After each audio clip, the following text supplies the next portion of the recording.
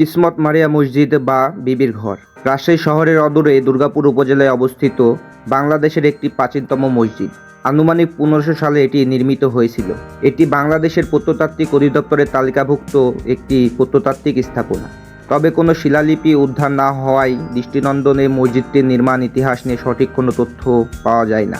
স্থানীয়দের দাবি খ্রিস্টীয় 15 শতকে মসজিদটি নির্মিত হয়, তবে বাংলাদেশ প্রত্নতাত্ত্বিক অধিদপ্তরের তথ্য মতে এটি 18 শতকে নির্মিত হয়।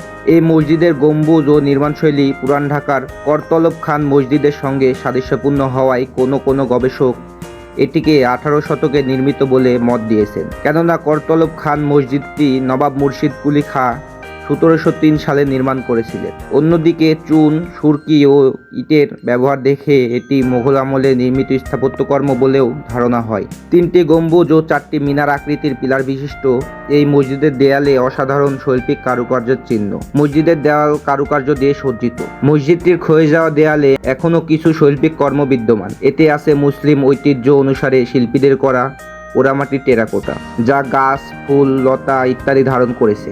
অবশিষ্ট কারুকাজ দেখে মসজিদে হারানো সৌন্দর্য সম্পর্কেও ধারণা পাওয়া যায়। মসজিদটির 3টি প্রবেশদ্বার আছে। প্রত্যেকটি দ্বারের ঠিক সমান্তরালের ওপর ছাদের মাঝামাঝি একটি করে গম্বুজ আছে।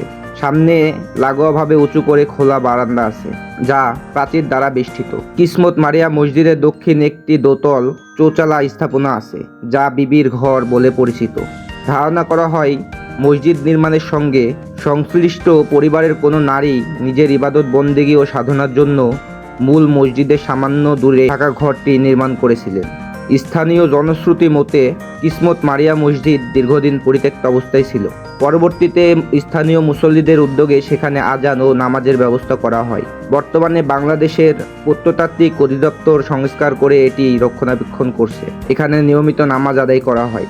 সংস্কারের ফলে ঐতিহাসিক মসজিদ তার হারানো সৌন্দর্য অনেকটাই ফিরে পেয়েছে। মসজিদের অবস্থান ফসলের মাঠ ও নির্জন আমবাগান হওয়ায় স্থানীয়দের মধ্যে নানা ধরনের মিথ্যা চালু আছে, যেমন মসজিদটি জিনের তৈরি, মসজিদ পরিত্যক্ত অবস্থায় জিনেরা সাপের বেশ ধরে তাতে অবস্থান করত ইত্যাদি। বিস্ময়ের বিষয় হলো দেশের প্রায় সব প্রাচীন মসজিদের পাশে পুকুর বা দিঘি থাকলেও এই মসজিদের সন্নিকটে বড় কোনো জলধারা বা পুকুর চোখে পড়ে না। রাজশাহী সদর থেকে রাজশাহী-ঢাকা মহাসড়ক ধরে প্রায় 13 কিলোমিটার দূরে অবস্থিত শিবপুর বাজার থেকে সহজেই ঐতিহাসিক এই মসজিদে যাওয়া যাবে।